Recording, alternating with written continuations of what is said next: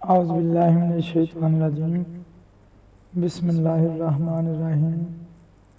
मेरे नहायत वाजिबुल एहतराम दोस्तों बुजुर्गों, अस्सलाम वालेकुम रहमतुल्लाहि व बरकातहू। मेरी आज की वीडियो का अनवान है हलाल रोज़ी की तलाश। एक दफ़ा का जिक्र है कि हज़रत दाऊद अलैहिस्सलाम का ज़माना था। उन्होंने एक शख्स को ये दुआ करते हुए सुना, क्या मेरे परवरदिगार मुझे बगैर मेहनत के रोज़ी अता फरमा। वो ये शिकायत भी कर रहा था कि तूने मुझे काहिल, बीमार और नकारा पैदा किया है, लिहाजा मुझे बेमेहनत और मशक्क़त गैर से रोज़ी दे कि मैं सिवाय तुझसे मांगने के और कोई कोशिश ना करने पाऊँ। हज़रत दाऊद अलैहिस्सलाम उस वक़्त के साबिक़ कमाल पैगम्बर थे। इस कदर शान रखने के बावजूद अल्लाह ताला ने उनकी रोज़ी मेहनत और मशक्क़त पर रखी थी। जब तक आप ज़र्रा तैयार करने की तकलीफ ना उठाते, आपको रोज़ी मुयस्सर न आती थी। इस पर भी एक मामूली नकामा आदमी हमाकत से ये दुआ चाहे कि बगैर मेहनत और तिजारत रुपये से दामन भर लें, ऐसा खजाना तो दुनिया में किसी को नहीं मिला। भला आसमान पर बेसीढ़ी के कौन चढ़ा? कोई मजाक से कहता है हमें खुश खबरें मिल चुकी और अपना खजाना ले ले। कोई कहता कि हजरत अगर खजाना हाथ लगे तो कुछ हमें भी देना। लेकिन वो धन का पक्का लोगों के तान और मजाक उड़ाने से अपनी दुआ और गिड़गिड़ाना कम न करता था। जब उसने दुआओं का तार बांध दिया तो आखिर उसने जो सबकी सुनता और मुरादें बांध लाता है दुआ सुनी। चाहे दुआ नागवार हो और चाहे जल्दबाज ना हो, लेकिन आखिरकार मांगने वाला जरूर पाता है। एक दिन सुबह सवेरे बहुत ही आमजारी से वो शख्स अपनी वही बात लगा रहा है कि यकायक एक गाय ने सींग मार कर दरवाजा तोड़ दिया और घर में घुस आई। गाय की बेझिझकी उसके घर में आ पहुंची और उसने उठकर उसके हाथ पांव बांध लिए और उसके बाद बिला तामुल उसे ज़िबा करके फौरन कसाब के पास ले गया ताकि उसकी खाल छील कर साफ कर देगा। गाय के मालिक ने भी देख लिया और चलाया कि बाएं मेरे गाय तो बदल कर निकल गई थी, बता तूने इसको किस तरह मार डाला।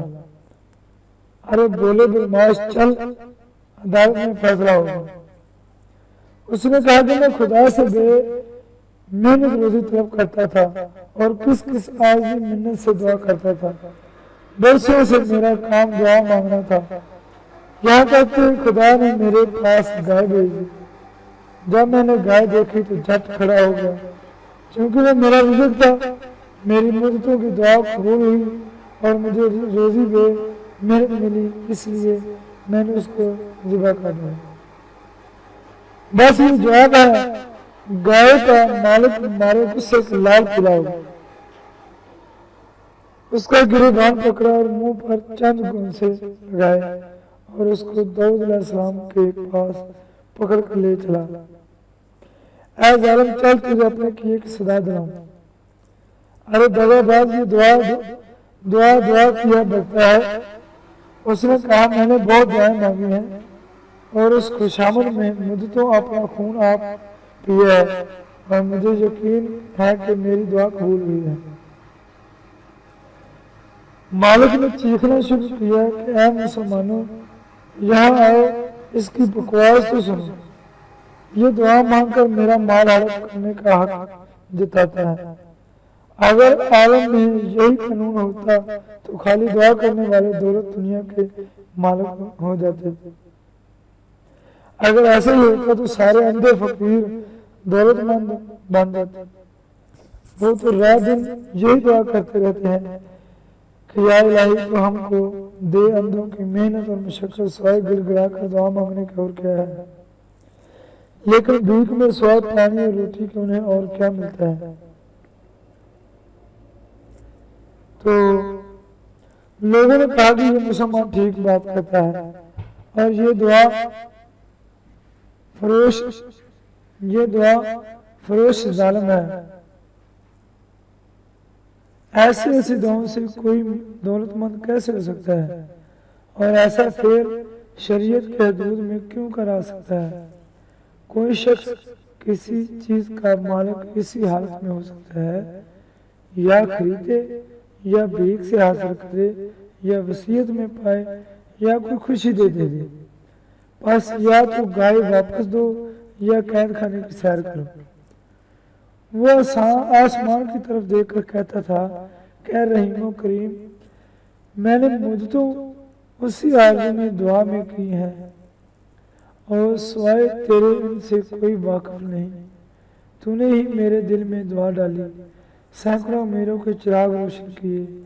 मैंने वो दुआएं खाली खोली नहीं की थी, बल्कि यूसुफ की तरह कितने ख्वाब देखे थे। इस दुआबाज ने मुझे अंधा कहा है, ऐ खुदा ये इसका क्या इब्लीस सियाना है। भला मैंने अंधेपन से दुआ कब की है।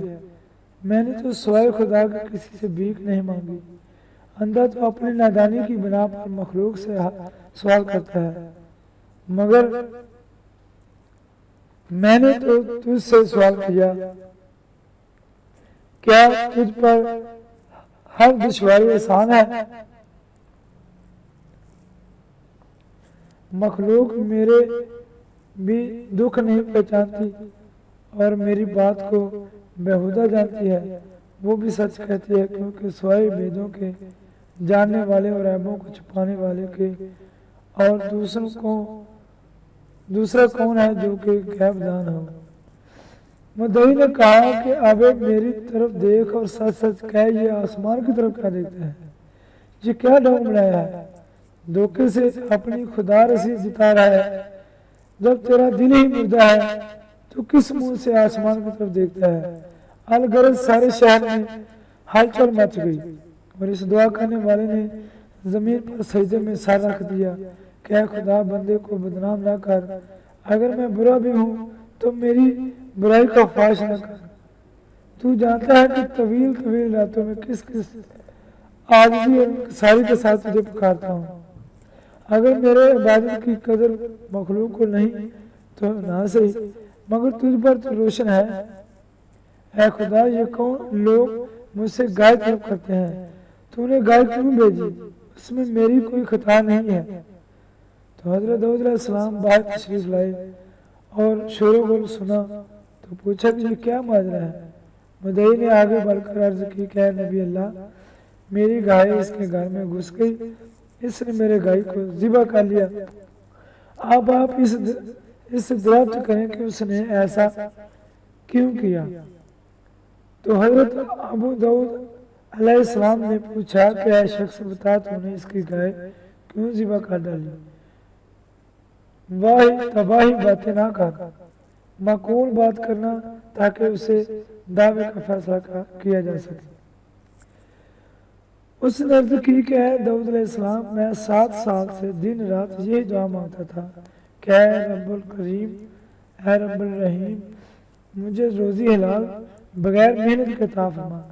शहर की सारी खलकत को मर्द और क्या औरत सब वाकिफ हैं और बच्चे तक इस बात की हंसी किया करते थे। आप किसी से इसकी तस्दीक फरमा लें कि ये फटे कपड़ों वाला फकीर सच कहता है या नहीं। इतनी मुद्दत की दुआओं के बाद एक दिन गाय मेरे घर में आ गई। मेरी आंखों में अंधेरी आ गई, इसलिए नहीं कि रिज़्क मिल गया, बल्कि इस खुशी में कि मेरे इतने बरसों से दुआ कबूल हुई। मैंने गाय को ज़िबा कर दिया कि खुदा के शुक्र में फ़कीरों पर तकसीम करूँ, जिसने मेरे दिल की मुराद पूरी कर दी। हज़रत दाऊद अलैहिस्सलाम ने फरमाया कि इन बातों को छोड़ो, अगर कोई शरई दलील है तो बयान कर। क्या तू ये चाहता है कि मैं किसी माकूल दलील के बगैर ऐसा फैसला कर दूं कि शरीयत में बातिल कानून चल पड़े। तुझे वो गाय किसी ने बख्शी या तूने खरीदी कि तू उसका मालिक बन गया। बस टाल मटोल ना कर, इस मुसलमान को कीमत अदा कर और अगर पास नहीं है तो कर्ज ले दे।